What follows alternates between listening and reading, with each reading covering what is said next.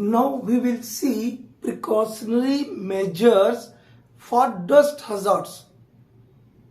Dust से dust related diseases होता है, हम बताए हैं पिछले वीडियो में। कोलमाइनस निमिकोसिस, सिलिकोसिस, सिडेरोसिस, बेरियोलोसिस बताए ना, ऐसे डिजीजेस है जो कि डस्ट को इनहेल करने से हमारे लंग्स में ये बीमारियां हो जाती है। हम इसको ये सारी बीमारियों को एक एक करके हम लेंगे, वहां देखेंगे। तो ये जो ऑक्यूपेशनल हेल्थ हजार्ड हो रहा है किसके चलते? Due to dust. तो इस डस्ट हजार्ड के अगेंस्ट हम क्या प्रिकॉशन मेजर्स लेंगे? कुछ तो करना ना होगा, नहीं तो फिर दिक्कत हो जाएगा। तो दो टाइप का हम डस्ट हजार्ड को टेकल करने के लिए प्रिकॉशनरी मेजर्स लेते हैं। एक है डस्ट कंट्रोल मेजर्स, एक क्या है डस्ट कंट्रोल मेजर्स, और दूसरा है मेडिकल मेजर्स। ठीक है, अभी हम देखेंगे, पहले वन बाय वन में देखेंगे। डस्ट कंट्रोल मेजर्स का पहला ए देखेंगे, dust control measures. Dust control measures के लिए हम क्या करते हैं? CMR 143 अब 2017, CMR 2017 का रेगुलेशन 143 क्या बोलता है? उसमें बहुत सिंपल वे में आपको बताया बहुत सारी चीज कि सर्वे कितने दिन में करेंगे, कितने दिन में करेंगे। हर महीना डस्ट सर्वे करना है। काहे करेंगे? ये जानने के लिए कि जो परमिसिबल लिमिट दिया हुआ है डस्ट कंसंट्रेशन का, क्या उतना है या नहीं है। नहीं, यदि अधिक आ रहा है तो उसको मिनिमाइज करने के लिए हम इफेक्टिव स्टेप उठाएंगे। देखते हैं एक के बाद एक। सबसे पहले माइंड मैनेजमेंट। माइंड मैनेजमेंट का मतलब क्या होता है? MGMT लिखा है, मतलब मैनेजमेंट। माइंड मैनेजमेंट मतलब ओनर, एजेंट और मैनेजर। ठीक है, mind management means owner, agent और मैनेजर। ओनर, एजेंट और मैनेजर तीन काम करेंगे डस्ट के लिए। तीन काम करेंगे। क्या काम करेंगे? कौन से कदम उठाएंगे? Minimizing the emission of dust. Dust का प्रोडक्शन ही ना हो, हम इस टाइप का सिस्टम हमारे माइंस में मशीनों को लगाएंगे जिससे कि डस्ट ही पैदा ना हो। For minimizing the emission of dust, production of dust ही ना हो, इमिशन ऑफ डस्ट ना हो। यदि फिर भी हो रहा है तो क्या करना होगा उसको? फॉर सेपरेशन ऑफ डस्ट के लिए हमको स्टेप्स उठाना होगा। सेपरेशन ऑफ डस्ट में क्या करेंगे? पानी का छिड़काव कर देंगे। आजकल केमिकल आते हैं, केमिकल बॉन्ड आते हैं जो पानी के साथ मिलाने पर बहुत समय तक डस्ट को एयरबोर्न नहीं होने देता है। तीसरा, हमारे जो पर्सन्स है, जो हमारी वेल्थ है, उनका एयरबोर्न रेस्पिरेबल डस्ट में एक्सपोजर को कम करना है। ये तीन काम करेंगे management. The mine management shall steps for minimizing the emission of dust, for separation of dust and for limiting the exposure of persons to respirable dust. ठीक है, और परमिसिबल लिमिट कितना दिया डस्ट कंसंट्रेशन का? 2 मिलीग्राम पर मीटर क्यूब। लेकिन ये कहां के लिए है ये समझना बहुत जरूरी है, और इसी में कई बार कॉम्पिटिटिव एग्जाम में गलती करते हैं।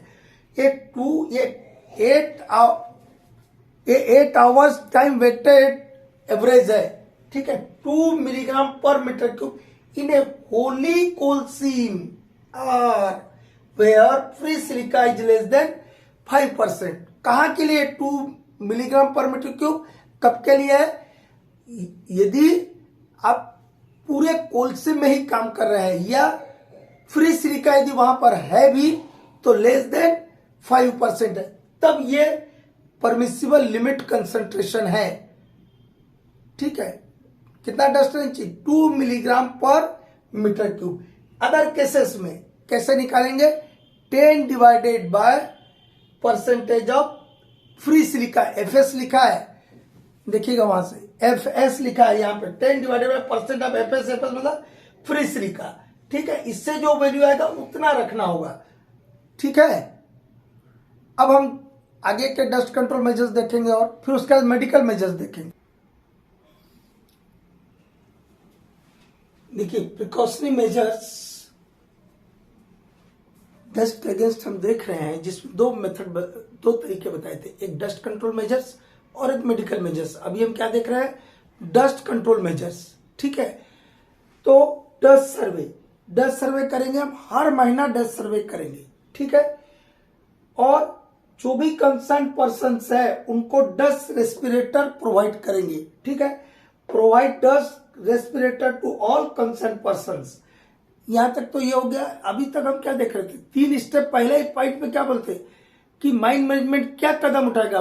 Mind management shall take for minimizing the emission of dust, for separation of dust and for limiting the exposure of persons to respirable dust. ये पहले पॉइंट में बताए थे। तो अभी तक हम क्या देखेंगे, मिनिमाइजिंग ऑफ रेस्पिरेबल डस्ट देखे। अब देखेंगे कि सेपरेशन ऑफ डस्ट के लिए हम क्या क्या करेंगे। ठीक है, following steps shall be taken to suppress the dust. क्या क्या करेंगे हम, वेट कटिंग एंड ड्रिलिंग। ये ओपन कास्ट का बात चल रहा है। ठीक, ये वाला पॉइंट ओपन कास्ट का है। वेट कटिंग एंड ड्रिलिंग, जब भी आप ड्रिल मशीन को चलाइएगा तो पानी होल में जाना चाहिए ताकि डस्ट पैदा ना हो। Wet cutting and drilling. Interlocking of cutting and water spraying arrangement. ये चाहे ओपन कास्ट का मशीनरी हो चाहे अंडरग्राउंड का मशीनरी हो, सबके लिए ये point. Interlocking of cutting and water spraying arrangement. हम जब लांगवाल माइनिंग का एक वीडियो भेज रहे थे तब हम बताए थे कि शेयरर जैसे ही कटिंग चालू करेगा तो पानी का बौछार जो है, स्प्रे ऑफ वाटर चालू हो जाता है, और यदि पानी का बौछार चालू नहीं होगा तो कटिंग भी चालू नहीं होगा। मतलब क्या किया है, interlocking of cutting and water spraying arrangement. ठीक है, ये चाहे अंडरग्राउंड का मशीनरीज हो चाहे ओपन कास्ट का हो। जो कोयला काटने के लिए हम मशीन इस्तेमाल करते हैं, अंडरग्राउंड में कंटिन्यूस माइनर है, शेयरर है, प्लाऊ है, और ओपन कास्ट में सरफेस माइनर है। ठीक है, इनका interlocking of cutting and water spraying arrangement रखना होगा। जो मशीन डस्ट पैदा कर रहा है, सारे उपाय के बाद भी हम डस्ट कंट्रोल मेजर्स नहीं कर पा रहे तो उनमें डस्ट स्क्रबर का प्रोविजन रखना होगा। Provision of dust scrubber. अब देखिए, spraying of water on haul road. Open cast में हॉल रोड जो है उसको पानी से छिड़क देंगे ताकि डस्ट हवा में एयरबोर्न ना हो। ठीक है, अब आपने ओपन कास्ट का कर दिया, दिमाग में अंडरग्राउंड में आना चाहिए। तो अंडरग्राउंड में तो हॉल रोड नहीं रहता, क्या रहेगा, फेसेस रहेंगे, रास्ते रहेंगे। तो wetting of faces and up to 60 metre of faces को हम क्या करेंगे, वेटिंग कर देंगे, मतलब वॉश डाउन कर देंगे, पानी से भिगो देंगे। इसके कई तो डस्ट को तो उड़ने नहीं देगा, तो डस्ट कंट्रोल का मेजर हो ही गया। साथ में ब्लास्टिंग के लिए भी ये काम आता है। सॉलिड ब्लास्टिंग बोलता है ना, कि उसके फेस और फेस के चारों तरफ पानी छिड़काव करना है, प्रिकॉशन मेजर्स बताए थे ना वहां पे। ठीक है, डस्ट प्रोड्यूसिंग मशीनरी यदि कोई है तो उसमें dust prevention and separation device लगाना होगा। Dust producing machine, MC means machine, shall be equipped with dust prevention and separation device, और एयर करंट इतना रहे कि डस्ट को क्लियर अवे करे। ऑब्जेक्टिव्स ऑफ वेंटिलेशन बताए थे, उसमें बताए थे कि सफिशिएंट ऑक्सीजन होना चाहिए। क्यों पर्पज करते हैं ऑब्जेक्टिव या पर्पज ऑफ वेंटिलेशन में, स्मोक डस्ट को हटा दे, हीट को हटा दे, इस टाइप का ना बताए थे। तो ये क्या बोल रहा है कि air current shall be sufficient to clear away the dust. अभी तक हम क्या देख रहे थे, डस्ट कंट्रोल मेजर्स। अब हम देखेंगे जो डस्ट हजार्ड है उसके अगेंस्ट हम क्या मेडिकल मेजर्स लेते हैं। हम आपको एक और चीज बताना चाहते हैं। कई बार आपको पूछ लेता है क्वेश्चन में कि what is pneumoconiosis and what are the statutory precaution against the pneumoconiosis. अरे न्यूमोकोसिस क्या है भैया, न्यूमोकोसिस का डेफिनेशन हम बाद में बताएंगे। न्यूमोकोसिस क्या है, डस्ट के कारण होने वाली बीमारी है। ठीक है, और हम यहां जो अभी आप लोग को महाभारत बता रहे हैं वो क्या है, precautionary measures against dust hazard. तो आप न्यूमोकोसिस का डेफिनेशन लिखिए, ये जो हम बताए हैं ये सब लिख दीजिए, स्टैट्यूटरी प्रोविजंस में है। अब कुछ कुछ बोलते हैं कि कहाँ लिखा है कि स्टैट्यूटरी प्रोविजंस, ये सबका लिखा है, सबने लिखा है। अभी जो हम आपको डस्ट कंट्रोल मेजर्स बताए CMR से ना बताए, अभी आपको मेडिकल मेजर्स बता रहे हैं, वो माइंस रूल से बताएंगे, कुछ सेफ्टी कॉन्फ्रेंसेस बताएंगे, तो स्टैट्यूटरी ना हुआ। तो किसके अगेंस्ट है ये? यदि हम डस्ट हजार्ड के अगेंस्ट प्रिकॉशनरी मेजर्स ले लेंगे तो न्यूमोकोसिस, जितने भी टाइप के न्यूमोकोसिस है, कोलमाइस न्यूमोकोसिस, सिलिकोसिस, सिडरोसिस, बेरोलिसिस, कोई भी नहीं होगा ना। तो यही ना स्टैट्यूटरी प्रोविजन। यदि उस टाइप का भी क्वेश्चन आए तो लिखिएगा, ठीक है। अब मेडिकल मेजर्स में हम क्या करते हैं? PME में भेजते हैं ना। PME में काहे भेजते हैं? ऐसे भेज देते हैं क्या, एक दिन के लिए जाइए घूम के आ जाइए? नहीं, कुछ पर्पज है। हम माइनिंग में जब हम काम करते हैं तो माइनिंग बहुत हजार्डस ऑपरेशन है। हजार्डस तो है ही है, साथ में ऑक्यूपेशनल के लिए भी हजार्डस है, ऑक्यूपेशनल हेल्थ के लिए भी ये हजार्डस है। हमारे ऑक्यूपेशनल हेल्थ के लिए भी खतरनाक है। मशीनें चलता है, मैकेनाइजेशन का हम एक वीडियो भेजे कि इंक्रीजिंग मैकेनाइजेशन से क्या क्या ऑक्यूपेशनल हेल्थ हजार्ड्स होते हैं, तो वो तो है ही है। और भी दूसरे टाइप के भी हेल्थ हजार्ड माइंस में रहते हैं, सैनिटेशन का प्रॉब्लम रहता है, ठीक है। तो हम जो माइंस में काम कर रहे हैं तो हमको कोई ऑक्यूपेशनल डिजीजेस तो नहीं पकड़ लिया, उससे मैं ग्रसित तो नहीं हो गया हूं। इसकी जांच करने के लिए एक टाइम इंटरवल दिया है कि रिटायरमेंट है तो रिटायरमेंट वाले पर्सन का कितने साल पहले करना है, यदि जिनका एज 45 साल से ऊपर है तो उनको कितने में करना है, और इन जनरल कितने में करना है। इन जनरल 5 साल में एक बार PME करना है। जिन हमारे एम्प्लॉयज जिनका 45 साल से ज्यादा उम्र हो गया है, 45 ईयर से अधिक है, उनको 3 साल में एक बार करना है, और रिटायरमेंट के 1 साल पहले भी PME करवाना है, ठीक है। तो ताकि यदि हम मेडिकल एग्जामिनेशन में जाते हैं और यदि कोई प्रॉब्लम मुझे है तो वो डिटेक्ट हो जाएगा, और डिटेक्ट हो जाएगा तो समय रहते हुए मेरा रिहेबिलिटेशन किया जा सकता है।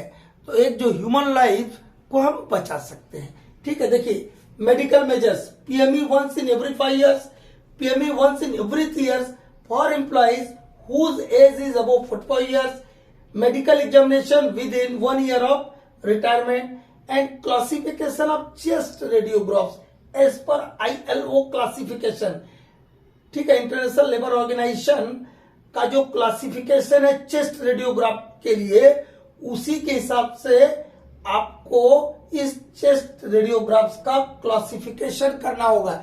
ये काहे के रहता है? यही रहता है न्यूमोकोसिस को जानने के लिए, ठीक है। हमारे चेस्ट का एक्सरे करते हैं और वो जो चेस्ट का रेडियोग्राफ्स आया उसी का क्लासिफिकेशन करते हैं, लेकिन इसके लिए जो ILO ने कोड ऑफ प्रैक्टिस दिया है उस आधार पे हम करते हैं और देखते हैं कि पर्टिकुलर, मैं गया था मेडिकल एग्जामिनेशन में तो मेरा चेस्ट रेडियोग्राफ में कहीं कोई सिम्टम्स तो नहीं है किसी न्यूमोकोसिस डिजीज के, ठीक है।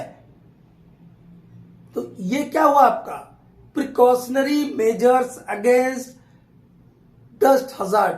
2 टाइप का हम बताएं, एक डस्ट कंट्रोल मेजर्स और दूसरा बताएं मेडिकल मेजर्स। यदि आपको कोई पूछ ले कि न्यूमोकोसिस को रोकने के लिए आप क्या उपाय कीजिएगा या न्यूमोकोसिस को रोकने के लिए क्या स्टैट्यूटरी प्रोविजंस है, तो अभी हम जो बताएं आप लोगों को यही लिख दीजिएगा, काम खत्म हो गया।